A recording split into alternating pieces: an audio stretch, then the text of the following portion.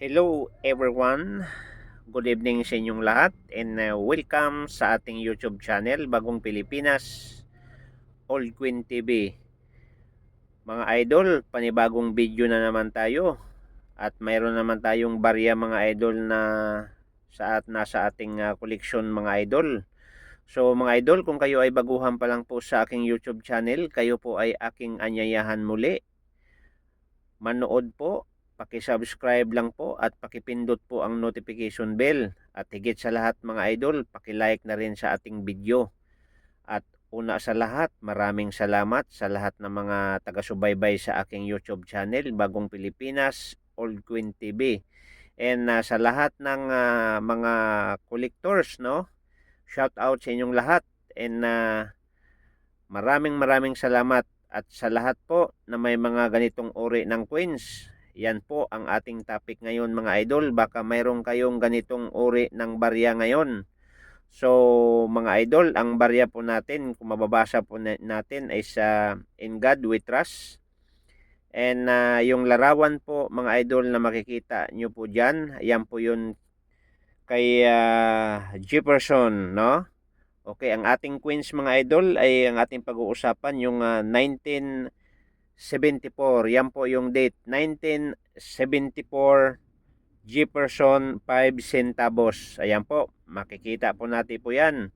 And 5 centavos at ang mababasa po natin sa likuran po niya ay Monticello, United States of Amerika. Ayan mga idol, maliwanag at makinig maigi mga idol. Baka mayroon kang ganitong uri ng barya kasi no mid-mark.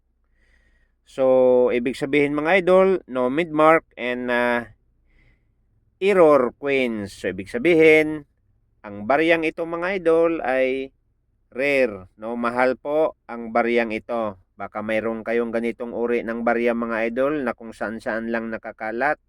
Paki-check po ang inyong mga lagayan at pakitago po habang hindi pa tinatapon ng mga anak ninyo.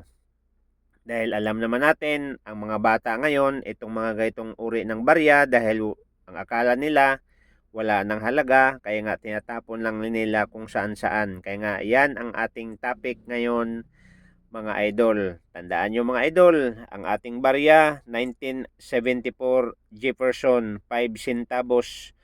No mid-mark. Error po ang baryang ito. No? Ayan po. Kung makikita po natin, wala siyang palatandaan mga idol. No? Okay, so error ang baryang ito mga idol at ang kanyang mintage mga idol, yan ang ating pag-uusapan ay 600 million 752,000 po ang kanyang mintage. Kaya lang po mga idol, no mid-mark. So ibig sabihin mga idol, itong baryang ito ay hinahanap po ngayon ng mga iba't ibang uri ng mga collectors. Kahit saan po ninyo tingnan mga idol, sa online, sa bintahan po, sa auction, aba mahal po ito ang baryang ito.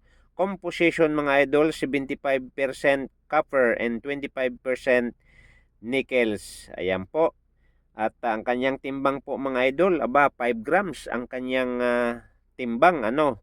At ang kanyang diameter mga idol ay 21.2 millimeter. Yan po ang description sa baryang ito. Ulitin ko mga idol, baka mayroon kayong ganitong uri ng barya.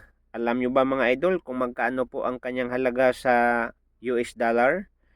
$900 to $450 po, depende sa ating barya. Depende po sa kondisyon sa ating barya. Itong akin mga idol ay kondisyon pa po ito.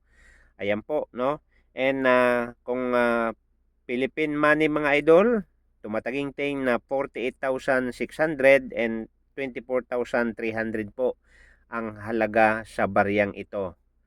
Bawat isa mga idol, depende sa klase ng inyong barya. Yun lang mga idol. Sana suportahan nyo mga idol ang aking YouTube channel. Huwag kalimutan para kumpleto po mga idol, paki-like lang po ang ating video. No, para lagi tayong updated. No, paki-pindot po ang notification bell at higit sa lahat mga idol, para kumpleto ang lahat, paki-subscribe po sa ating YouTube channel. And thank you so much mga idol, and see you the next video, no? Thank you so much, and God bless.